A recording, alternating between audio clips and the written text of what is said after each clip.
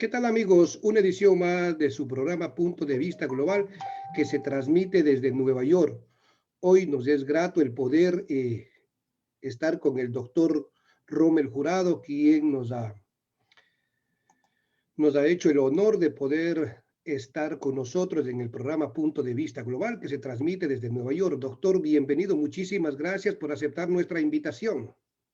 Luis, para mí es un honor estar en este programa suyo, conversar con su audiencia, sobre todo con los hermanos y hermanas migrantes de los Estados Unidos y de otras partes del mundo. ¿Cómo se encuentran, doctor, por allá en Ecuador con las novedades de que algunos eh, malos gestores, malos compatriotas están bajándose ya del barco? Mire, es una situación complicada la que vive el país realmente, complicada porque esta semana ha sido especialmente crítica. Hemos venido soportando varios intentos de fraude destinados especialmente a sacar de la contienda electoral al candidato progresista, al candidato de la Revolución Ciudadana, Andrés Arauz. Esa situación se ha agudizado con las protestas que ha iniciado un segmento del movimiento indígena y un segmento de los sectores populares que apoyaban la candidatura del señor Yacu Pérez. Pero también hemos tenido que vivir momentos muy tristes y muy duros, pues hubo una matanza carcelaria, no hay otra forma de llamarla, una matanza en la que 79 personas perdieron la vida y mostraron la crisis que existe en el sistema financiero. Y para peor, se consolidaron el tema de las vacunas VIP, estas vacunas que el ministro o el exministro ya en este momento de salud otorgaba a amigos cercanos del gobierno, a periodistas, a funcionarios y a su propia madre. Entonces, realmente el país vive momentos duros, momentos de desconcierto, momentos de tristeza y de indignación. Doctor, ¿cuál es su lectura, doctor, con todos estos antecedentes, la situación tan precaria de salubridad, de inoperancia del gobierno que aún sigue en gestión? ¿Cuál es su lectura de cara a las elecciones del próximo 11 de abril? Bueno, ahí hay que explicar varias cosas. En primer lugar, hay que explicar que esta segunda vuelta es totalmente distinta a la primera. Aquí hay dos grandes tendencias. Tenemos por un lado el progresismo, encarnado en la figura de Andrés Arauz, una persona joven de apenas 36 años, pero con una enorme experiencia en la gestión de lo público. Él ha sido gerente general del Banco Central y ha sido ministro 2 veces, ministro de Estado. Pues a pesar de su juventud, es un hombre con gran experiencia en la gestión del sector público y además ha tenido una educación de primer nivel en Ecuador, en Rusia, en Estados Unidos y finalmente en México. Y por esa razón habla 4 idiomas. Entonces, tenemos una persona que encarna este progresismo que tiene unas características determinadas como las que he señalado. Y por el otro lado también tenemos unas características personales del otro candidato. Guillermo Lasso es un hombre muy rico, con mucha fortuna, indiscutiblemente. De hecho, nadie sabe con claridad cuál es el monto de su fortuna ni dónde está situada, porque él ha sacado mucho de su dinero al exterior y lo ha colocado en paraísos fiscales, en empresas localizadas en paraísos fiscales. Es un hombre que no se educó formalmente, no fue a la universidad, pero ha tenido éxito económico, eso es indudable, y es un hombre también que representa a los sectores más conservadores de la derecha ecuatoriana, más tradicionalistas. Y esas dos perspectivas ya marcan un escenario electoral. Solamente por la imagen y la procedencia política, ideológica, educativa de los candidatos, marcan dos opciones absolutamente radicales. Y por otro lado, están sus ofertas de campaña, que si quieren las vamos desglosando, las vamos Por desarrollando favor, doctor. para que se vean las diferencias. Bueno, entonces tenemos dos personas distintas. Un hombre mayor, conservador, millonario, banquero, que tiene su dinero en el exterior. Por el otro lado tenemos un hombre de izquierda, progresista, joven, educado, con experiencia, y cada uno de ellos, desde su propio ámbito, ha generado una propuesta. Yo voy a tratar de hacer una comparación en términos muy sencillos para poder explicar las diferencias que hay entre estas dos propuestas. La primera gran diferencia gira en torno al patrimonio público de los ecuatorianos. El Ecuador tiene un conjunto de bienes y de empresas que prestan servicios que son muy rentables. Por ejemplo, el de las telecomunicaciones. Por ejemplo, el Banco del Pacífico. Por ejemplo, la empresa de ferrocarriles. Y tenemos unos servicios cruciales, estratégicos para el país, como por ejemplo la empresa de correos. Pues muy bien, en la tesis de Lazo, lo que hay que hacer para mejorar el funcionamiento del Estado es vender todo el patrimonio público, por muy rentable que sea. Y con ese dinero, pues, pagar las deudas que se tiene, sobre todo a los bancos internacionales, y cubrir el gasto corriente de un Estado pequeño. Y entonces, los ciudadanos, por sus propias fuerzas, teniendo un Estado fuerte que se ocupe de administrar justicia, la educación y la seguridad, todo lo demás va por cuenta de los ciudadanos. Reducción del Estado, venta del patrimonio público. Esa es la propuesta de Lazo, del banquero. Pero frente a esa propuesta, el candidato Arauz, el candidato al progresismo, ha dicho no. Patrimonio público de los ecuatorianos ha costado mucho sacrificio y mucho trabajo consolidarlo. Hay que cuidarlo, hay que volver eficiente al Estado, hay que maximizar la rentabilidad de las empresas públicas y hay que dar servicios públicos de calidad a los ciudadanos. Y para eso hay que preservar sobre todo las empresas estratégicas, tanto de telecomunicaciones, de finanzas, de correos y otras muchas empresas más. El uno tiene una visión basada en el dinero y en la ganancia. Entonces, para él, lo más importante para Lazo es ganar dinero o que algunas personas del país ganen dinero, que las élites puedan ganar dinero. Y dice que al hacer fuerte inversión en las élites financieras y en las élites empresariales, entonces ese dinero va a caer como por goteo hacia los empleados y que ellos podrán tener un mejor futuro si es que estos grandes empresarios generan trabajo. Andrés Arauz, respecto del trabajo, tiene otra visión. Él considera que tanto los recursos públicos como los recursos privados deben volcarse hacia los sectores populares y generar empleo y productividad desde abajo hacia arriba. Es decir, hay que inyectar el dinero para dinamizar la economía, en principio, en la base más pobre de la sociedad. Y para eso propone entregarles $1,000 a 1 millón de familias. Y esto significa una dinamización de la economía porque esas familias que son muy empobrecidas van a tener al menos un pequeño colchón que les permite atender sus necesidades más urgentes y subsistir. Y una vez que han solucionado esas necesidades más emergentes, entonces pensar en cómo ir satisfaciendo las necesidades más permanentes. Para generar empleo permanente, plantea una fuerte inversión en obra pública, un sistema de copago, es decir, la empresa paga la mitad del sueldo del trabajador y el Estado paga la otra mitad, y así las personas pueden gozar de un empleo con calidad, un empleo con seguridad social, un empleo con salario justo y con una jornada regulada por la ley. Ven, hay dos visiones totalmente diferentes respecto del empleo. En el un caso, el hombre rico le apuesta a los ricos para que gotee hacia abajo y cree en desregularizar el empleo, recortar derechos, flexibilizar jornadas laborales. El otro, el hombre de izquierda, el candidato Arauz, en cambio plantea una intervención fuerte del Estado para generar empleo desde abajo hacia arriba, pero siempre protegiendo los derechos de los ecuatorianos. Hay grandes diferencias en cuanto a privatización del patrimonio público o conservación del patrimonio público. Doctor, Reducción ahí le quiero interrumpir, Claro que sí. doctor. Dígame, con gusto. Ahí, si me permite, le voy a interrumpir.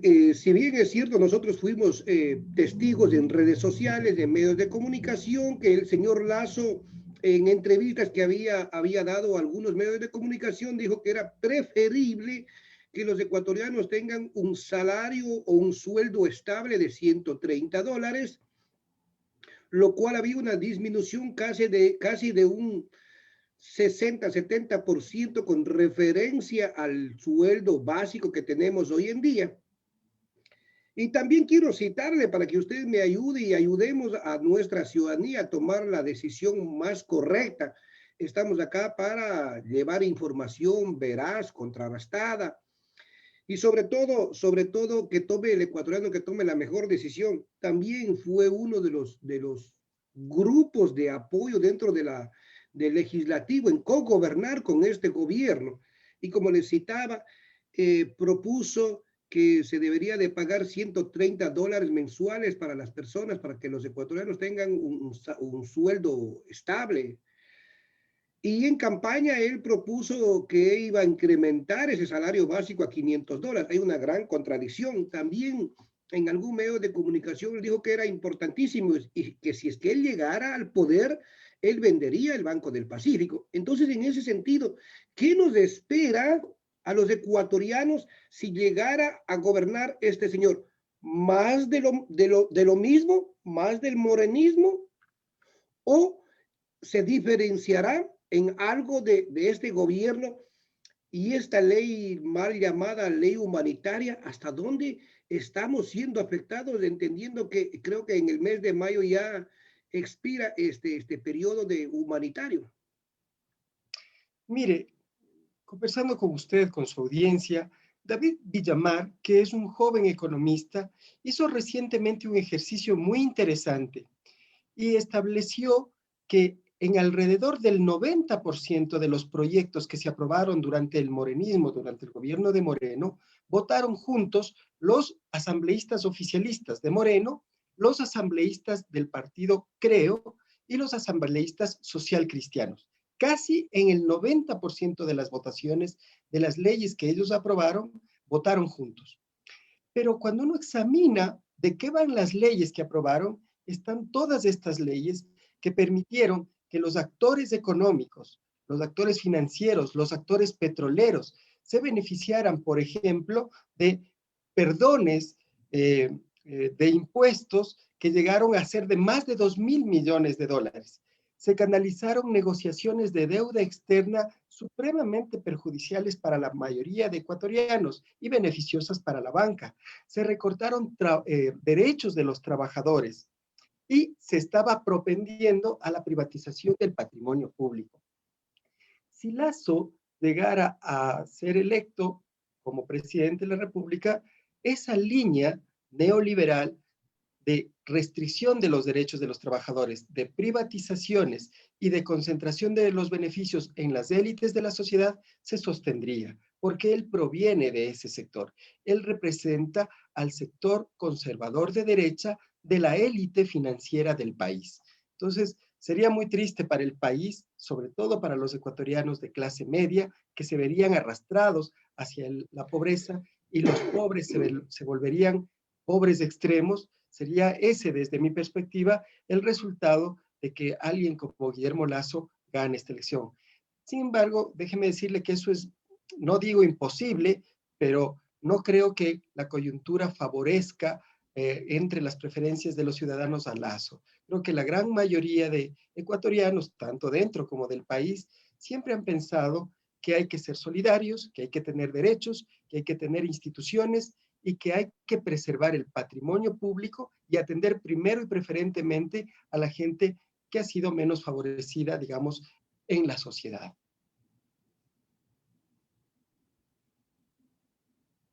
Se le fue el audio, doctor. Sí, no, yo estaba haciendo esta reflexión, no sé si había alguna reflexión adicional al respecto. También me había usted mencionado algunos otros temas de el señor Lasso, pero más allá de insistir en la propuesta de Guillermo Lasso, yo quisiera comentarle algo que para mí ha sido muy significativo en esta semana, que tiene que ver con la crisis carcelaria que vivimos. Después de ese día terrible en que nos enteramos que las cárceles estaban amotinadas y había 79 muertos, después de que nos enteramos en ese mismo día o al siguiente día que 2 periodistas se habían vacunado y que las vacunas VIP habían motivado la renuncia del ministro de Salud y este literalmente fugara a Miami inmediatamente, el candidato Arauz salió e hizo un pronunciamiento público en 3 cosas supremamente importantes. La primera, habló de la vacuna, cómo deben ser gestionadas las vacunas y cuál es el papel de los gobiernos autónomos descentralizados en la aplicación de la vacuna, especialmente de los municipios.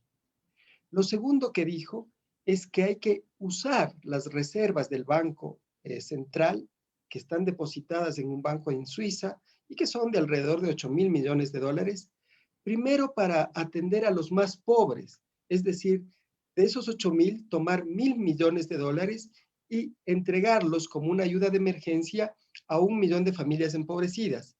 Y una cifra similar, que son como 1.300 millones de dólares, también se deberían tomar de la reserva para pagar a los gobiernos municipales y los gobiernos parroquiales y los gobiernos provinciales, a los que el gobierno central no les ha cubierto su presupuesto y por lo tanto tienen un montón de obra pendiente, un montón de proveedores impagos y muchos servicios ciudadanos paralizados. Entonces hay que volver a servir a los ciudadanos, a reactivar al Estado en favor de los ciudadanos. Y finalmente dio unas medidas que se deberían tomar en el tema carcelario con una precisión y un conocimiento que han proyectado a este joven candidato como un verdadero estadista. Es decir, el presidente en funciones no es capaz ni de hablar de estos problemas, menos de plantearles una solución. Y el otro candidato también ha guardado silencio o ha hecho declaraciones tremendamente superficiales. Y en ese sentido, el candidato Arauz, sin duda, se ha proyectado, como digo, como un estadista, ofreciendo, planteando, estableciendo soluciones concretas, lo cual desde mi personal perspectiva resulta muy alentador. Me hace pensar que si llega a ser presidente el candidato Arauz, como parece ser la tendencia, pues tendremos un Estado más ordenado, gestionado desde la racionalidad de la política pública y no desde la racionalidad de los intereses privados. Pero en todo caso, lo que queda claro cuando uno mira el panorama político es que hay dos grandes tendencias. La una gran tendencia es este progresismo de centro y de centro izquierda y de izquierda, que se aglutina alrededor del candidato Arauz, y una derecha conservadora que se aglutina alrededor del candidato. Doctor Rommel, pero si bien es cierto, estas dos tendencias ya pasan a la segunda vuelta electoral, pero quedan por ahí unos porcentajes bastante significativos flotando en el aire. ¿Cómo captar esos votos? ¿Cómo plegar esa votación hacia el favor de uno u otro candidato?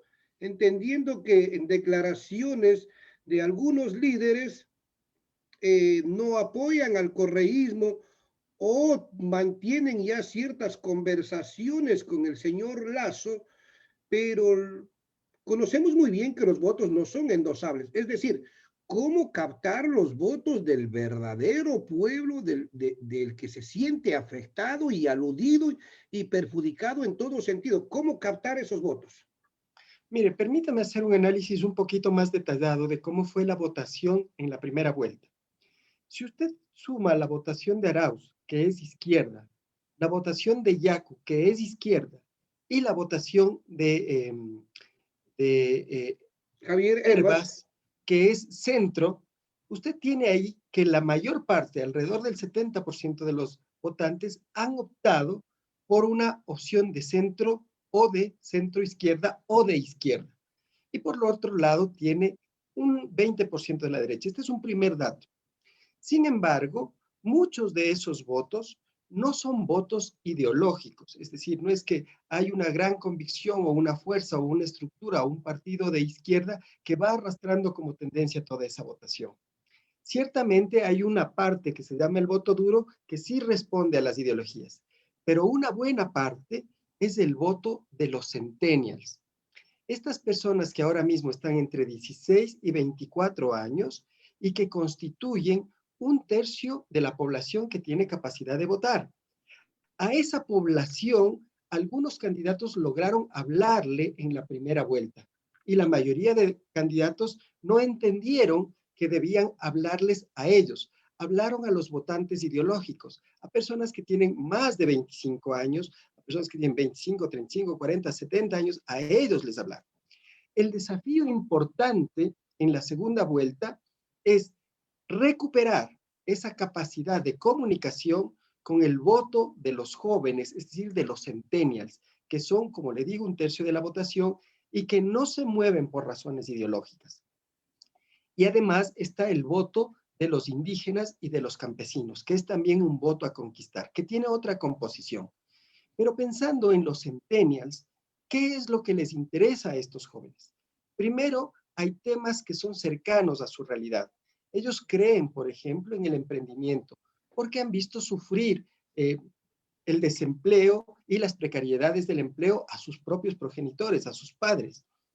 Por otro lado, creen también en el ecologismo, pero no en el ecologismo distante de la explotación petrolera o de las grandes mineras. Creen en el ecologismo de la clasificación de basura, del cuidado del agua, del respeto a los animales.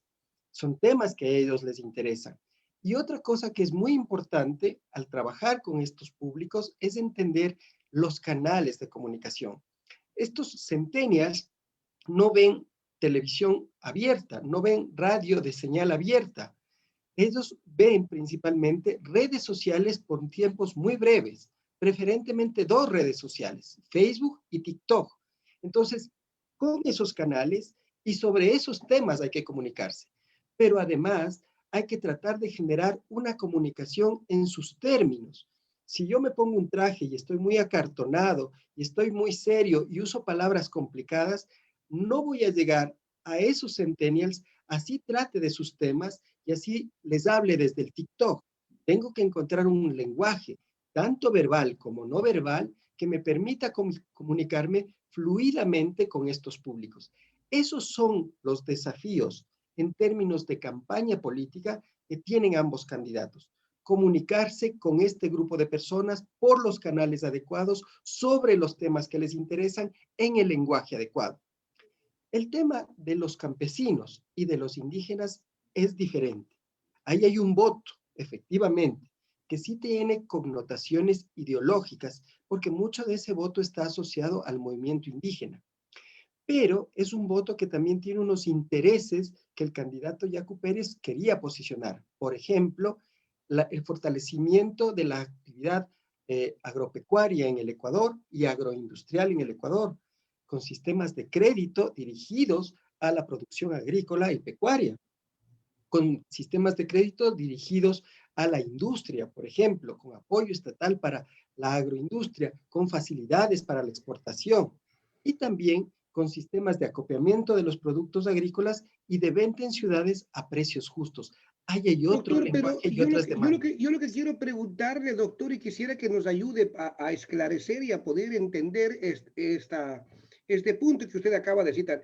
Si bien es cierto, conocemos que los millennials son un gran porcentaje, un 65, 70% de la población ecuatoriana, me refiero a ecuatorianos entre las edades de 16 y 24 años. Pero si nosotros a esos niños les restamos 14 años, 15 años, estaríamos hablando de que ellos no tuvieron conciencia social ni ideológica, ni tampoco podrían hacer esa evaluación de lo que fue el gobierno de Correa o antes de Correa y post Correa. Entonces, ¿cómo llegar con ese mensaje visual y comparativo a esos nuevos votantes o a esos jóvenes votos? Mire, ya lo están intentando, ambos candidatos lo están intentando. Por ejemplo, el candidato Andrés Arauz le habla ahora a los jóvenes, ha empezado a hacer publicaciones en TikTok, se ve rodeado de jóvenes y hace incluso actos físicos, se mueve, baila, sonríe, tiene un determinado atuendo, está tratando de comunicarse con los jóvenes a través de la red TikTok sobre los temas que les interesan, educación, ecologismo, derechos de las minorías, derechos de las mujeres, cuidado de los animales. Está intentando hacerlo. Y eso irá progresivamente mejorando. Yo creo que, por ejemplo, incluso desde la movilidad física, porque Andrés Arauz es un hombre muy joven, tiene 36 años, es más fácil para él lograr esta interacción, esta comunicación no verbal. El otro candidato también lo está intentando. Mire, era un candidato de trajes a $5,000, que vestía muy formal, con corbatas muy elegantes, y de repente, un día se puso unos zapatos rojos, deportivos, un pantalón rojo rosado, una camisa rosada bajita y una chaqueta blanca. Y además, con una canción de Michael Jackson, en la red TikTok hizo un gesto de saludo. Ambos candidatos, uno con más posibilidades, porque es más joven, porque se puede relacionar, porque se puede mover, están intentando hablarles no a los millennials, sino a los centennials, que son este conjunto de jóvenes que representan alrededor de un tercio de la votación y cuyo voto no es ideológico. No se puede educar a una generación en 30 días de campaña. Lo que se trata de hacer es, desde la perspectiva política e ideológica de cada uno de los candidatos, hablarles sobre los temas que le interesan a esos jóvenes y proponerles hacer una propuesta de cómo integrar esos intereses en el plan de gobierno de cada uno. Pero eso requiere unos metalenguajes. No es una cuestión que uno le dice, vea, le voy a contar sobre la educación y le echo un rodeo al muchacho de 6 años. No le oye ni 8 segundos. A él tiene que mandarle un mensaje visual, audiovisual, que le mueva a entender cuál es su propuesta sobre, por ejemplo, el tema de educación. En una frase. Es un desafío comunicacional importantísimo, difícil de emprender para ambos candidatos. Las redes sociales cada vez van a tener más incidencia en las elecciones, pero ya en esta elección creo que tienen un peso específico respecto del voto de los centennials, que creo que es también, como lo ha dicho la doctora Yoconda Pila, la magíster Yoconda Pila, que es candidata a doctora, que ha dicho que posiblemente este grupo etario sea el que defina la elección en segunda vuelta.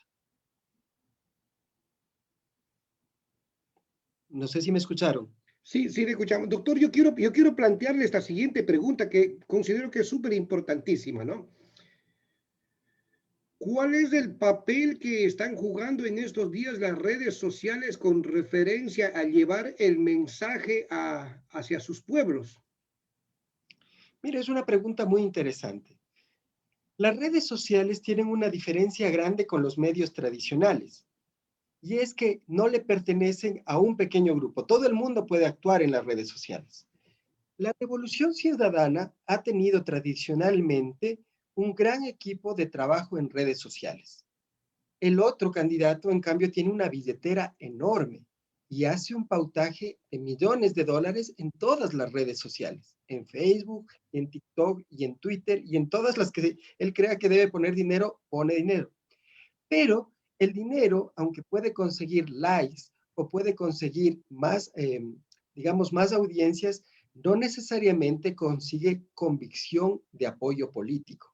La convicción de apoyo político que se genera en redes sociales desde la estructura de la Revolución Ciudadana tiene una vocación, una militancia, unos compromisos. Se hace de manera distinta.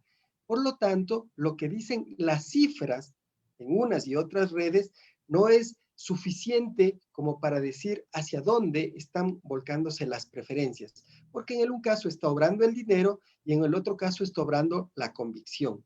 Sin embargo, juegan las redes sociales, como he dicho, un papel supremamente importante, no para las personas mayores de 40 años, sino y sobre todo para las personas menores de 40 años. Porque las personas mayores de 40 años tienen más experiencia, tienen más memoria y no solo usan las redes para informarse. Los menores de 40 años sí, solo las redes, en su gran mayoría usan preferentemente y casi totalmente las redes sociales y el Internet para informarse y para ganar, digamos, posición sobre sus preferencias políticas. Entonces, ahí le planteo la siguiente pregunta, doctor. También quiero recordarles a nuestra audiencia que estamos dialogando con el doctor Rommel Jurado, es jurista. También quiero invitarles a seguirnos en redes sociales, en Facebook en Punto de Vista Global, en YouTube Punto Global, en Instagram Punto de Vista Global y en Twitter @global_punto. Recordarles, estamos conversando, estamos dialogando con el doctor Rommel Jurado, es jurista, y con él estaremos dilucidando, esclareciendo algunas inquietudes. Doctor, la pregunta es, ¿cuánto ha perdido de credibilidad los medios masivos, entendiendo que no solamente son medios informativos, sino son actores políticos? Mire, si usted hacía esta pregunta hace más o menos 15 años, el 70 40% de la población decía que creía en las cosas que decían los periódicos y que decía la radio y la televisión. Incluso más del 70% tenían una enorme credibilidad. Ahora, la credibilidad de los medios de comunicación no llega al 20%.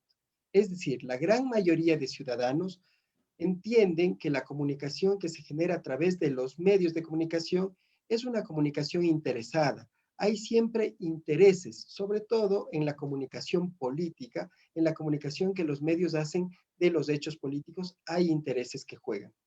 Y también no se olvide que los medios de comunicación tuvieron una actitud de apoyo hacia el candidato Lasso en la primera vuelta. Abiertamente, el candidato Lasso estuvo mucho más veces que cualquier otro candidato en los grandes medios de comunicación. Cuando se le entrevistaba al candidato Lasso, los medios de comunicación le hacían preguntas fáciles. Entre los expertos se decía que le regalaban las entrevistas, en el sentido de que eran entrevistas fáciles, que no tenían ninguna interpelación, que no tenían ninguna pregunta difícil. En cambio, al candidato Arauz estuvo muchas menos veces que el candidato Lasso y las entrevistas eran más agresivas, más incisivas, tratando incluso de descolocarle, de restarle armonía. Y además, cuando se hacían las entrevistas al candidato Lasso, el entorno era amable, incluso en lo que precedía a la entrevista, noticias, digamos, agradables. Pero cuando se iba a entrevistar al candidato Arauz, las noticias eran distorsionadas, fuertes, de crisis, generando unos ánimos, unas actitudes para recetar las entrevistas. Esta era la actitud de la primera vuelta de los grandes medios de comunicación. Cuando hay el problema en definir cuál es el segundo lugar, sucede por un momento que se creía que era Yacu el segundo lugar. Y entonces los medios de comunicación empiezan a volverse pachamamistas, indigenistas, a apoyar a los indígenas y a decir que ahora sí, todos juntos contra el correísmo y no sé, no sé cuánto. Públicamente lo hacen los medios de comunicación, los grandes medios de comunicación. Y cuando se vuelve otra vez a Lasso como candidato que pasa a la segunda vuelta, entonces esos mismos medios que hace 5 minutos habían alabado, apoyado, estimulado la participación de los indígenas, empiezan a llamarlos inconformes, violentos, intransigentes, y otra vez vuelven al apoyo de Lasso. Entonces han jugado un poco con los vientos. Sin embargo, es muy notorio que ahora, en la segunda vuelta, incluso los grandes medios de comunicación están dando mayor apertura al candidato Arauz y han cambiado en cierta medida el tono, es decir, se han tranquilizado, ahora son más razonables, escuchan más. Y esto puede ser porque hay una tendencia, digamos, hay una Y eso, posibilidad doctor, ¿y eso grande. qué implicaría? ¿Una reconciliación con el candidato Andrés Arauz o definitivamente la tendencia indica ya que será el próximo presidente de los ecuatorianos y no quieren tener esas fricciones tan marcadas? Sí, yo creo que la cosa va por ahí. Creo que los medios de comunicación siempre tienen información privilegiada de las tendencias políticas porque tienen dinero y acceden a las encuestas. Entonces, una posibilidad muy probable, no digo que absoluta, pero muy probable, es que efectivamente el candidato del progresismo, Andrés Arauz, sea el futuro presidente. Y si él va a ser el futuro presidente, los medios de comunicación entienden que pues hay que modular el tono. Yo no sé cómo recepte esto el candidato Andrés Arauz, yo creo que la recepción de él ha sido respetuosa, pero hay tensiones muy fuertes porque hasta hace poquito, en la primera vuelta, era denostado en esos mismos medios de comunicación. Sin embargo, uno entiende que en política los medios de comunicación son necesarios, sobre todo si uno quiere comunicar los mensajes a personas que tienen más de 40 años, que también son un conjunto importante de la población. Doctor, yo quiero que nos ayude a analizar esta parte. ¿Sí me escucha, doctor? Le escucho perfectamente. Perfecto, gracias. Doctor, por los antecedentes que conocemos y que es de dominio público, no hay tanta confianza en el Consejo Nacional Electoral en el Ecuador. Se ha perdido la credibilidad, se ha perdido la confianza en esta institución. Así es, y esto tiene un origen antiguo. Miren, cuando se hizo la consulta popular en el 2018, ese famoso 7 veces sí, dio origen a un Consejo de Participación Ciudadana transitorio que entre muchas otras autoridades nombró al Consejo Nacional Electoral. Pero rompiendo las reglas constitucionales y las reglas legales, la composición de ese Consejo Nacional Electoral fue hecha desde una racionalidad, desde una lógica política. Entonces, en el Consejo Nacional Electoral están los representantes políticos principalmente de tres fuerzas, de Creo, bueno, de cuatro fuerzas, del morenismo, de Creo, de los socialcristianos y de Pachacuti. Y esas fuerzas han interactuado al interior del Consejo Nacional Electoral tratando de bloquear continuamente a la Revolución Ciudadana.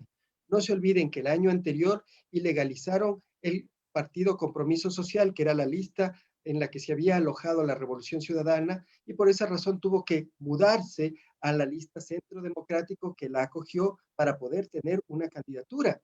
Y también es ese mismo consejo el que impidió a toda costa la inscripción de candidato a la vicepresidencia del expresidente Rafael Correa Delgado.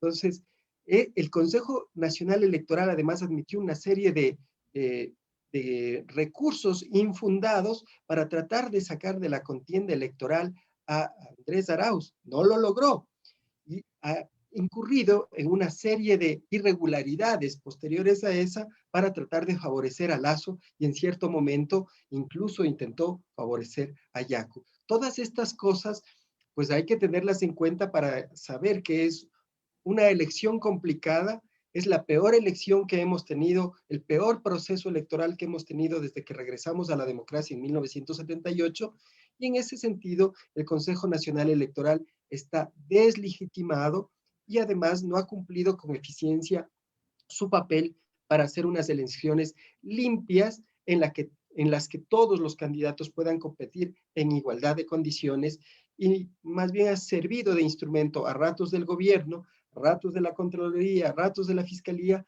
para tratar de impedir la candidatura del señor Andrés Arauz. Doctor, y yo le quiero preguntar aquí. Si nosotros bien conocemos y bien sabemos el papel que ha jugado Fiscalía y otras instituciones en sancionar, perseguir, eh, proscribir, eliminar, al hacer algún comentario, y me refiero a algún comentario que hizo el ex canciller Ricardo Patiño, en donde que llamó a resistir, no con violencia, más bien a resistir en sana paz, a resistir en democracia por los abusos cometidos en contra específicamente de este partido político. Y cuando el candidato Yacu Pérez llama a una rebelión y menciona y literalmente dice que si es que no se logra revertir la decisión del Consejo Nacional Electoral, se desata una guerra en el Ecuador.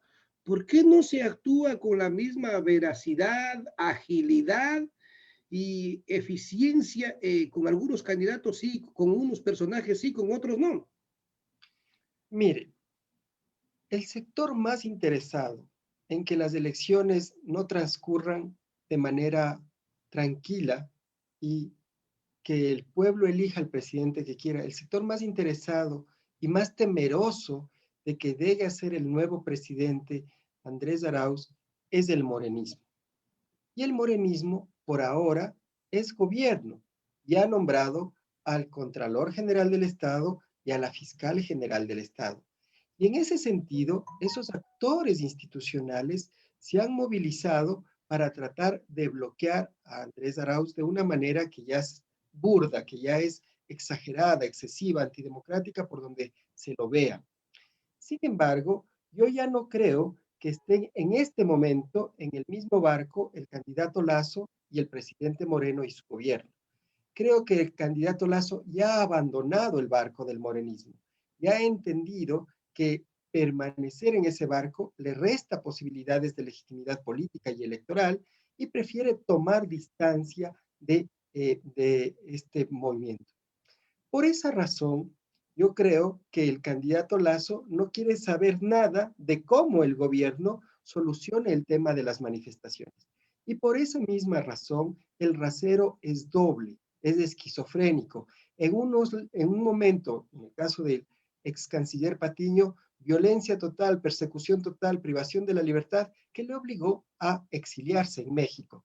Pero por el otro lado, el gobierno tiene una altísima tolerancia, casi una complicidad a las movilizaciones que está desarrollando ahora los partidarios de Carlos Pérez Guatamel, porque en sus cuentas electorales, en sus cálculos electorales, es lo único que le resta por hacer para tratar de evitar que Andrés Arauz sea el próximo presidente del Ecuador.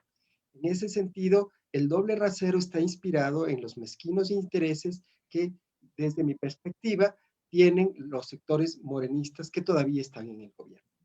Doctor, ustedes conocen muy bien lo que sucedió hace 2 días atrás, en donde que se reúne la directiva de Alianza País e intenta sancionar y demandar por no, demandar en el buen sentido, me refiero al presidente actual de Alianza País por no haber cumplido el proyecto político que fue inscrito para gobernar estos 4 años. ¿Cuál es su lectura con referencia a eso, doctor?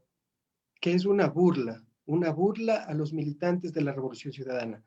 Mire, hace 2 años se emprendió un proceso de revocatoria del mandato en que uno de los ecuatorianos más trabajadores en el exterior impulsó, el señor Galo Valareso, que me parece que vive en Virginia. Él, desde el exterior, viendo las duras circunstancias que el país atravesaba, impulsó un proceso de revocatoria cumpliendo exhaustivamente todos los requisitos para la revocatoria. Y la causa era precisamente esa, que el presidente Lenín Moreno había incumplido con sus promesas establecidas en el plan de gobierno. El Consejo Nacional Electoral no dio paso y los asambleístas de Alianza País, los asambleístas morenistas que ahora quieren expulsarle de Alianza País, ellos fueron los que blindaron al presidente y juntos al Consejo Nacional Electoral impidieron que el legítimo pedido de revocatoria progresara. En ese sentido, al final del mandato, con un simple oficio, querer decir que se le va a hacer un proceso disciplinario porque no ha cumplido el plan de gobierno cuando ya nos ha hecho tanto daño, me parece un acto de burla respecto de todos los ciudadanos que en algún momento fueron partidarios de la Revolución Ciudadana en el partido Alianza País, y también un acto de burla a todos los ecuatorianos que, aunque no fueron de esa tienda política, pues entendían que había un proyecto, un programa por el que votaron y el cual nunca se llevó a cabo. Doctor, para ir cerrando ya nuestra entrevista, primero quiero agradecerle por su tiempo, por su explicación muy precisa y también el agradecimiento a nuestra audiencia para ir cerrando ya entonces su lectura, su pronóstico, su visión de cara a la segunda vuelta electoral sería el nuevo presidente, el economista Andrés Arauz. Mire, desde mi perspectiva, y es solo mi perspectiva, creo que el acumulado de fuerzas que tiene la candidatura de Andrés Arauz, la forma en cómo se comportó el electorado respecto de los dos principales candidatos en la primera vuelta y las características personales de los dos candidatos hacen que haya muchísimos más factores que inclinen la balanza hacia el candidato Andrés Arauz. Solo le voy a decir uno, que es para mí demoledor, por lo menos en lo personal. Usted sabe que el precio del dinero, por ejemplo, en Estados Unidos y en Europa está bajando. Cuando uno hace un préstamo ahora en Estados Unidos, el interés es cada vez menor. Pero en el Ecuador tenemos intereses desde el 8.5% hasta el 28.5%. Están publicados en el simulador de crédito del Banco de Guayaquil. 28.5% de intereses en dólares. Un banquero que no le ha perdonado un centavo a nadie en la pandemia. Y los banqueros en general han prorrogado el plazo, pero cargado de intereses y por lo tanto expoliado a los ciudadanos. ese INRI del banquero que cobra 28% de intereses, aún en época de pandemia, es muy difícil de demoler, es muy difícil de combatir. Eso está pegado en el sentir de los ciudadanos, al menos de los que han tenido que tener deudas bancarias y acceder al crédito bancario. Ese sentido de expolio, de empobrecimiento, es muy difícil de combatir, por las razones que le he explicado. El tipo de personas que son, los antecedentes ideológicos que tienen, las propuestas que tienen, la capacidad para contactarse con los jóvenes y las votaciones del campo y la ruralidad. Desde mi perspectiva y teniendo en cuenta cómo se movieron las fuerzas electorales en la primera vuelta, creo que efectivamente lo más probable es que el candidato Andrés Arauz sea el futuro presidente del Ecuador. Doctor, quiero agradecerle infinitamente por estar en nuestro programa. ¿Algún mensaje de despedida a los conciudadanos? Sí, sobre todo a los migrantes. Quiero hacerles presente mi respeto, mi admiración y mi gratitud a todos los hermanos y hermanas migrantes. Nos salvaron de la crisis del 99, le dieron divisas al país, le dieron esperanzas al país y lo han pagado a costa de su sacrificio. Ahora mismo creo que hay un nuevo movimiento migratorio por la crisis que estamos viviendo. Y yo quiero reconocer, valorar, agradecer el trabajo de todos los migrantes que aún estando en el exterior siguen siempre pendiente de lo que sucede en nuestro país. Hacerles presente mi gratitud y mi admiración. Muchísimas gracias. Estuvo con nosotros el doctor Rommel Jurado, es jurista. Con él estuvimos analizando la coyuntura política que atraviesa el Ecuador. Quiero agradecerles a nuestra audiencia por permitirnos ingresar en vuestros hogares semana tras semana. Mi nombre es Orlando Carrera. Un abrazo para todos. Dios mediante, nos vemos el día de mañana con el programa Desde Ecuador, conversando con José Quispilema.